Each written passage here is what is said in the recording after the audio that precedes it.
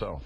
Well, I think it's something that we should talk about and say we need to keep improving it. You know, we had problems in our state house, so we wound up with a state-federal exchange because at the time, you know, in 2010, the state house couldn't agree about how to implement this. And so when you have a state-federal exchange, you don't get the best. If you look across the country, you see that states that did their own are doing much, much better. So I think that we'll have to emulate some of what the states did, you know, in learning about that.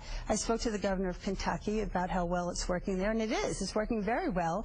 He's a Democrat, but he certainly has Republican senators and, you know, Republican reps. But that's up to Congress. That's the lawmakers up in Congress to figure that one out. That's right. So what I'm saying is that if we cooperate and work together, we can make this a lot better.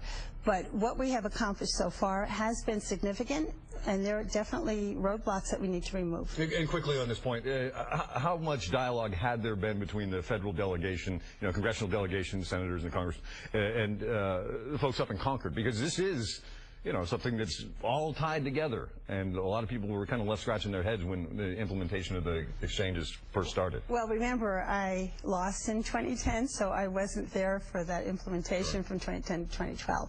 So I can't tell you because I wasn't privy to all of that. But it appears to me, I know that my predecessor worked very hard to defeat health care without introducing any other plan. So I don't really know how well they all work together. I know what I read and what read, it looked like they were. But now, is there some open dialogue? Well, yeah, now, of course, because, you know, we have representatives who want this to work. We understand. We get the letters from people who don't have health care and are on the brink of disaster. I read one on the floor, actually, in the House of Representatives on the unemployment.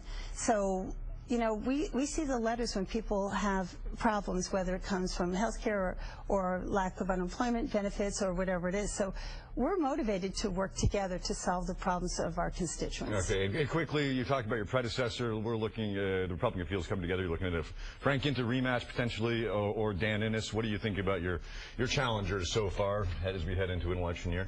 Well, you know, Frank Ginta is a Tea Partier, and I don't know, you know, how that will play out.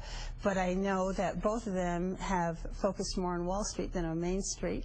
And they, I think, I don't know, I haven't seen anything about Mr. Innes, but I know that I don't accept any corporate PAC money or D.C. lobbyist money, and I know that Frank Ginta does, and I think that Mr. Innes will, because his benefactor has been talking about supporting him. So I think there'll be some big differences about, you know, who we are and what we believe. And I consider myself a populist. I really focus on Main Street and small businesses and families and individuals, and that's what I'm going to talk about. I have a record, and so does Mr. Ginta, so that's helpful. You know, we can put our notes together and let people have a look, the debate. Right, and see which one, but it'll be a good one. I'm looking forward to it. Congresswoman, thank you very much. Best of luck to you moving forward in the new year, and happy holidays to you. Thank you. Same to you. Thanks for coming in.